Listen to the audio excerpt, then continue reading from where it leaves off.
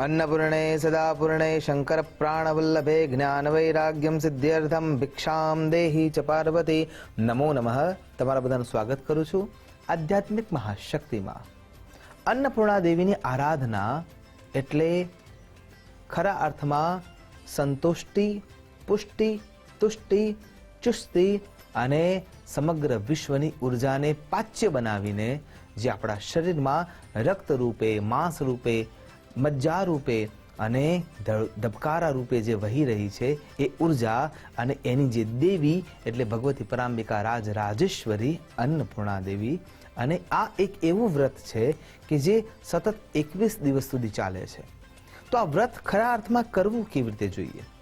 તો સૌથી પહેલા 21 દિવસનું આ વ્રત હોવાના કારણે થઈને જે જગ્યાએ આપણે મા જગદંબાનું સ્થાપન કરવાનું છે એ જગ્યાને પહેલા ગંગાજળથી શુદ્ધ કરી લેવી જોઈએ અને ત્યારબાદ ત્યાં બાજોઠ અથવા પાટલા ઉપર મા જગદંબાને લાલ સ્થાપન પાથરીને એના ઉપર ગોધુમ એટલે કે ઘઉંથી અથવા અન્ય અનાજથી, એમાં બે જ અનાજનો સૌથી વધારે ઉપયોગ થાય, એક ગોધુમ એટલે કે ઘઉં અને બીજા નંબરમાં ચોખા એટલે ચોખા અથવા ઘઉંથી ત્યાં સ્થાપન ઉપર એ ચોખાની ઢગલી કરવાની છે અને એના ઉપર અષ્ટદળ મૂકવાના છે। અષ્ટદળ એટલા માટે કે જ્યાં તમે હાથની ઢગલીના અંદર પુષ્પનો આકાર બનાવશો, જેના અંદર 8 પાંખડીઓ હશે, તો એ 8 પ્રકારના દેવી શક્તિઓનો આપણે ત્યાં વાસ કરી શકીએ એ હેતુથી ત્યાં 8 પ્રકારના ભાગ ઉપર અષ્ટદળ એટલે કે પુષ્પ જેવો આકાર બનાવતા હોઈએ છીએ, ફૂલની પાંદડી જેવો આકાર બનાવતા હોઈએ છીએ અને ત્યાં જગદંબા અંબિકા અથવા અન્નપૂર્ણા દેવીનું વિગ્રહ એટલે કે મૂર્તિનો ભાગ સ્થાપિત કરવાનો હોય છે।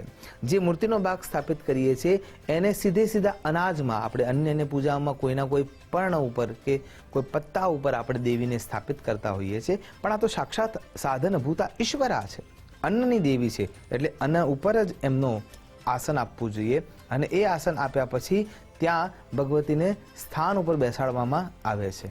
સાથે જ્યારે એમની પૂજા કરીએ છીએ ત્યારે પંચોપચારથી પૂજા કરવી જોઈએ, ષોડશોપચારથી પૂજા કરવી જોઈએ, રાજોપચારથી પૂજા કરવી જોઈએ અથવા ત્રિંશોપચારથી પૂજા કરવી જોઈએ। અને આ જે પૂજાનો જે ક્રમ છે એ પૂજાના ક્રમના અંદર જ્યારે તમે જગદંબાની આરાધના કરો છો ત્યારે ઓમ અન્નપૂર્ણાય નમઃ, રીમ અન્નપૂર્ણાય નમઃ આવા દિવ્ય દેદીપ્યમાન જપ કર્મ થકી આપણે મા જગદંબાનું આરાધન કરીએ છીએ। તો જ્યારે તમે આરાધના કરો છો એ વખતે સાક્ષી રૂપે જમણી બાજુમાં ઘીનો દેવો કરવો જોઈએ અને ડાબી બાજુમાં મા જગદંબાનો અખંડ, બંને દીવા અખંડ રહેશે। બીજી બાજુમાં ડાબી બાજુએ જે જગદંબાનો વિગ્રહ સ્થાપિત કર્યું છે એ ડાબી બાજુ એટલે કે મા જગદંબાના ડાબા હાથે તેલનો દેવો કરવો જોઈએ। આ બંને જગ્યાએ જ્યારે માતાજીનું સ્થાપન અર્ચન કરવા માટે દીપસ્થ નારાયણ તમે રાખ્યા છે ત્યાંથી જ્યારે પૂજન અર્ચન આરાધના કરીએ છીએ એમાં પંચોપચાર પૂજા પછી અથવા ષોડશોપચાર પૂજન થકી માતાજીને તમે સ્થાપિત કર્યા છે। સ્થાપિત કર્યા પછી માતાજીને જ્યારે ભોગ અર્પણ કરીએ છીએ એ ભોગ બધામાં વહેંચાય એ વિચાર સૌથી પહેલો કરવો જોઈએ। એટલે કે સૌથી પહેલી જે રોટલી એના માટે બની છે કે જે કોઈ પણ દ્રવ્ય તમે બનાવી રહ્યા છો એમાં સૌથી પહેલું જે તત્વ છે એ ગાય માટે નીકળવું જોઈએ, બીજા નંબરનું કાગડા માટે નીકળવું જોઈએ, ત્રીજા નંબરનું કૂતરા માટે નીકળવું જોઈએ, ચોથા નંબરનું એ જગ્યાએથી કોઈ દિવ્ય પુરુષને તમે આપતા હોય અથવા યાચકને તમે આપવાના છો એ ભાવથી કાઢવું જોઈએ અને પછી પાંચમું જે દ્રવ્ય છે ત્યાંથી તમારી ભોજનની શરૂઆત થવી જોઈએ। ભોજનના અંદર મીઠું લેવાતું નથી, એક ટાણું કરવાનું હોય છે અને જો શક્ય હોય તો ફલાહારનો જ ખરેખર તો ઉપયોગ કરવો જોઈએ, કેમ કે શરીર માધ્યમ ખલુ ધર્મ સાધનમ એ નિયમને પ્રશસ્ત કરવા માટે જ આ વ્રત વિધિવિધાન આવતા હોય છે। પણ આ 21 દિવસ સતત આપણે એ ક્રિયા ના કરી શકતા હોઈએ તો કેવળ અને કેવળ એક ટાણું કરીને મોળું એટલે કે જેના અંદર મીઠાનો ઉપયોગ, લવણનો ઉપયોગ કરવામાં આવતો નથી। હા, શરીરની જરૂરિયાત પ્રમાણે કોઈ પેય પદાર્થની જરૂર પડતી હોય તો ફળોના રસને આપણે લઈ શકીએ છીએ, અન્ય કોઈ દ્રવ્યને કે અનાજને આપણે લઈ શકતા નથી। સાથે અંદરની શુદ્ધિ, બાહ્ય શુદ્ધિ, આ 21 દિવસ સુધી બ્રહ્મચર્ય વ્રતનું પાલન કરવું જોઈએ। સાથે સાથે કોઈ પણ એવો પેય પદાર્થ અથવા અભક્ષ્ય એને ખાવું ના જોઈએ અને સતત અજપાજપથી આપણે મા જગદંબાનું સ્મરણ કરવું જોઈએ।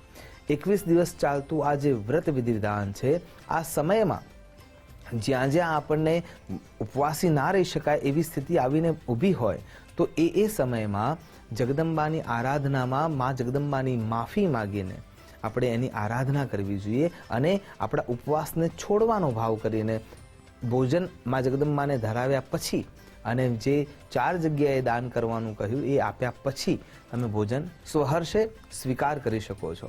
અને એટલા માટે થઈને જ્યારે પણ પૂજા અર્ચના આરાધના કરીએ છીએ અને જળ લઈને જ્યારે સંકલ્પ કરીએ છીએ ત્યારે એટલું બોલવું ખૂબ જરૂરી થઈ જાય છે કે યથા શક્તિ યથા ભક્તિ યથા મિલિત ઉપચાર દ્રવ્યૈ અહમ પૂજનમ કરીશ્યે, કે હું આ તમારી પૂજા અર્ચના આરાધના અને વ્રત કરું છું.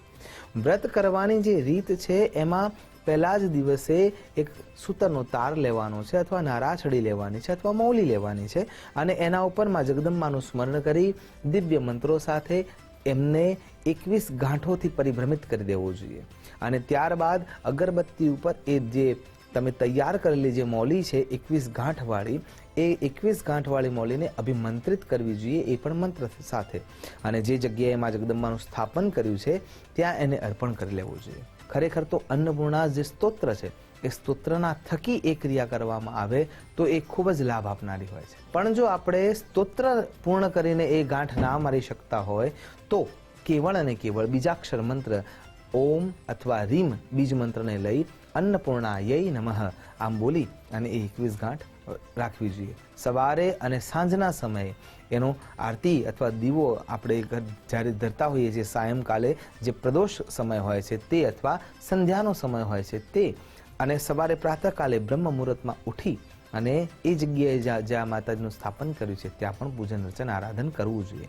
દરરોજ માને નવા ફળ અને નવા પુષ્પો અર્પણ કરવા જોઈએ અને એની સાથે સાથે અન્ય સ્થાપનના પૂજન અર્ચન આરાધન કરવું જોઈએ. 21 દિવસમાં બીજાક્ષર મંત્રો દ્વારા 1.25 લાખ જપનું જો તમે આરાધન કરો છો અથવા એને સંકલ્પ સાથે પૂર્ણ કરો છો તો શાસ્ત્રો એવું ખૂબ જ સ્પષ્ટતાથી કહે છે કે ધન ધાન્ય અને અન્નની ક્યારેય ખોટ રહેતી જ નથી, કેમ કે જગદંબા સાક્ષાત અન્નપૂર્ણા છે. આશા કરું માં જગદંબાની આરાધના આપણે જ્યારે કરીએ છીએ ત્યારે સતત એનું ચિંતન કરીએ અને એના મય થઈ જઈએ તો માં જગદંબા અન્નપૂર્ણા આપણા શરીરમાં રક્ત રૂપે વહ્યા જ કરે છે, ઉર્જા રૂપે વહ્યા જ કરે છે અને એનો આશીર્વાદ આપણા શરીરમાં સદૈવ વ્યાપ્ત રહે છે. આશા છે કે માં જગદંબા આપણા સૌના અન્ન ભંડાર ભરપૂર રાખે, એ જ અભ્યર્થના સાથે નમસ્કાર. અસ્તુ સદા શિવોહમ. નમો નમઃ.